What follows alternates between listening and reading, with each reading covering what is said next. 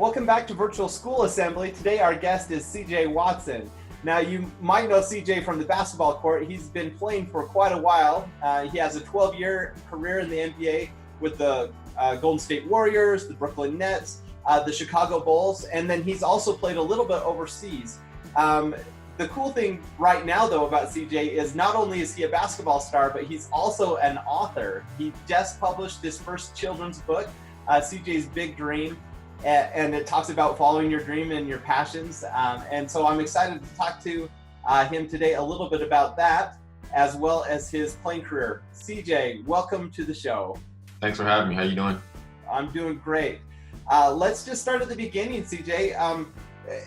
For you, the NBA, I'm sure, was a dream that you've had for a long time. Where did that kind of start, and what was your childhood like that led up to becoming kind of a basketball star as you got older? It's just a dream that I had, playing basketball with my dad, my brother, younger brother. Just having a love for the game, having a passion for it, and just playing it just to kind of stay out of trouble and stay off the streets. And as I got older and kept developing, that love for the game of basketball kept growing and growing, and kind of led me to the NBA and wanted to be in the NBA and playing with the best. And that was my whole dream. Cool. So when you were a kid, who were your favorite stars that you watched as you grew up? Obviously, Michael Jordan was a big one. One of my favorites and all-time greats is Kobe Bryant. And then really just patterned my game after people who played the same position as me, point guards like Steve Nash, Baron Davis, Gary Payton. A lot of those guys I watched and try to mimic their games and trying to put some of their games into my game. Yeah, cool. Well, you're a few years younger than me, but it's fun to hear some of the same people that I grew up watching. Yeah. Those were some of my favorite players as well. When you first started to have some success, how young were you when you thought NBA is a real possibility for me? When did that kind of seem like this is something that could actually happen? Honestly, I never really wanted to play in the NBA. I know, I tell this story a lot. My dad's friends, when they see me now, they used to say, that was my whole thing when they came over to our house. I was telling them that I would play in the NBA when I was younger, and I'm like, I really don't remember that.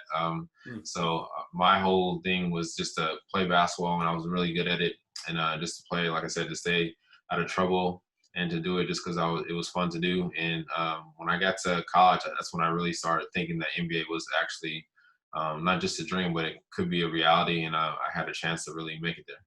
Cool. And you had a lot of success in college. You were at Tennessee, right? Yeah, University of Tennessee, yeah.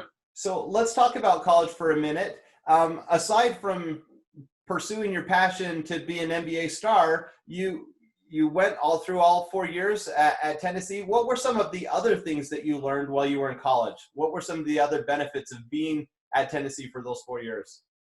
Just learning about people, learning about how to network. A lot of those people that I went to college with, I'm still friends with to this day. Still keep in contact with. Just the value of networking, the value of friendship, and I got my degree in psychology, and that was a big thing for me to really go to college and get my degree. That's what I promised my mom and my grandmother, that I would not just go just to play basketball, but I would actually get my degree and make something of myself.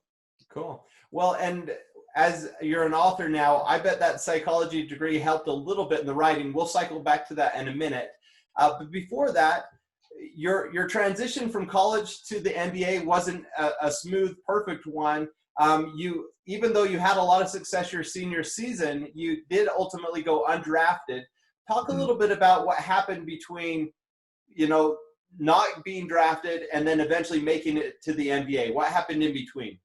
There's a lot of disappointment, a lot of frustration, especially on draft night, thinking that I would get drafted and then not hearing my name called. I was very angry. Didn't know what to do, but then I just decided to go overseas and not let that deter me, and just keep working and keep putting the work in and keep grinding to get to the ultimate goal, which was the NBA. And that's what I did. I went overseas. Didn't have the best year. Had an up and down year, but still just came back to America, came back to the G League, and then played well, and then finally got a call up, and that was really when I kind of made my name in the NBA. Okay, the way you did it is really rare. So, not being drafted, going overseas, very few people go overseas and then come back to the NBA. Right. As you mentioned, you did the G League, and the transition from G League to NBA, that happens. You'll get a 10-day contract or something like that. And that's how it started for you as well. But eventually you got into the NBA and it stuck, where you became a real contributor. That's so unusual. Why do you think it worked for you and it doesn't work for almost everyone else, that you were able to work your way back into the league? I think it's just kind of about opportunity, being in the right place at the right time. At the time of the call up, there was two different teams who could have called me up: Charlotte Bobcats and the Golden State Warriors. And I think the Golden State Warriors was more of a team that was designed to my kind of pace, up and down pace, run and gun kind of style that Coach Nelson and the Warriors have developed over the time. And I think it's just about the right place and right time, and then never giving up. A couple times I wanted to quit playing basketball and just to go do something else, because my dream of making it to the NBA wasn't going to work out, or wasn't panning out as fast as I thought it would be. So just always being dedicated to the sport, being dedicated to whatever you want to do, and not giving up, and just shooting for your goals. Cool. That's awesome. Well, let's talk about your book for a little while. First, did you ever think you would be a child's author? Not really. No, it was just an idea that I had randomly, just sitting on the couch.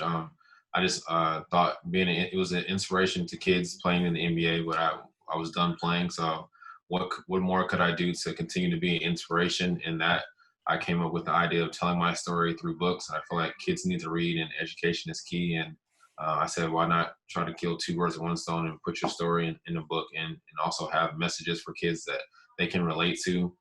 And I think it's a good idea, and it's definitely panned out. And I think it's I've gotten positive feedback from the book so far. Right. Well, the book looks incredible. How did you find an illustrator for it, and some of those are early steps in, getting your idea out and then working with a team? How did that all come together for you? I had a coach who coached me throughout my years of growing up, and I know that he wrote a book, so I called him and asked him for some advice, and he led me to this woman named Tamika Newhouse and her team. They helped me put all my ideas on paper and into a story, and just really helped me come to the story that I was proud to put out there to people. And I think it's turned out to be great, and we work great together, and I think it's going to continue for these next few books. Yeah. So this is going to be part of a series then. Yeah, part of a series. The first one came out in last year of November, CJ's Big Dream, and CJ's Big Project came out in March. And the next one will probably come out maybe around August or September. Cool. Do you have future ambitions to continue to write, or is this kind of get the series done and then you're done with writing? What do you think? I'm not really sure. I just probably just take it day by day. I do have more stories to tell, and I think I can maybe get some more books out there. But we'll see after this series is over, and just go back to the drawing board and see what's next. Cool. Now, kids, right now we're wrapping up the 2019-2020 school year and going into the summer vacation. This episode will probably launch at the beginning of the next school year. So kids will have gone through the summer, but we don't know what the new normal will be. Right. What we do know is our world is kind of crazy right now. So there's a couple things we can talk about with that. First, let's just talk about the COVID-19. With kids being stuck at home, it's kind of hard to follow your dreams. As they read your book and hear your story, they want to follow their passions, but that's hard to do from home. Do you have any just general advice to kids on what they can be doing over the summer to continue to make progress and work towards their goals? I think just write all your goals and your dreams down. Put it on paper. Put it in front of you. Maybe I know when I was younger, I'm big on quotes and positive quotes. So I used to post all my positive quotes or quotes that I like that kind of pertain to my life on my wall. And every morning when I woke up, I would see those quotes and kind of, have a little more urge if I was tired that morning or not want to get up or whatever. So just write all your dreams and your goals down, and just kind of stay active. I know it's hard to stay active with a lot of things open, but just do as much as you can. Try to stay active, exercise. If you like to cook, go in the kitchen and cook if your parents let you cook. Just kind of stay active and do as much as you can without, getting sick or, staying away from people, all that kind of stuff. Cool. That's great advice. I actually, just before this call, was jumping out on the trampoline with my kids. So Yeah. they were following your advice. It's awesome. Yeah. Now, with right now we're seeing a lot of angst in our country, and a lot of people that maybe even don't know what to do with the Black Lives Matter movement. Mhm. It's something that obviously is super important. We want equality, and we want opportunities for everyone in the US, but a lot of kids don't know what they can do or what they should be doing. Right. And quite frankly, as a white man, sometimes I'm frustrated because I don't know how to contribute, how to participate in this movement. Do you Right. have any general advice on how people can improve and do better during this time so that we can all work together as a nation? Yeah, I think reading books is key. Reading books about the race that is obviously the black race in this case. Reading about the black race and try to get as much knowledge and information as you can about that race, and kind of just try to put put your feet in their shoes for a moment or a second, and see what they're going through, hear them out. Really, just listen and take heed, and try to change the way we live, the way we think. And I think that's really the start of it. And after that, we can kind of inflect change, effect equality, and things will begin to change. Cool. That's awesome advice. Do you have any favorite books that you would recommend, or just in general look for different kind of literature? I think just in general, just read books about the history of Black America, slavery, things of that nature, how we got here. Maybe movies even kind of help also, because maybe people might not like to read, but movies are a great indication of how Black history got here and all those kind of things. And just really, like I said, just listen and just try to change the way we think. And I think that's the biggest thing that we can do really, and then go out and act on it. Cool. That's great advice. Well, CJ, thank you so much for being on the show today. If kids want to get your book, or if they want to learn more about you, is there a best place for them to go? Yeah, you can go to Amazon under CJ's Big Dream and CJ's Big Project, or you can go to my personal website and buy the books, cjpens.com, cjpens.com. And you can follow me on Instagram and Twitter, quietstorm_32. Cool. We'll link those all up. Thank you so much for your time today. All right, appreciate it. Thank you.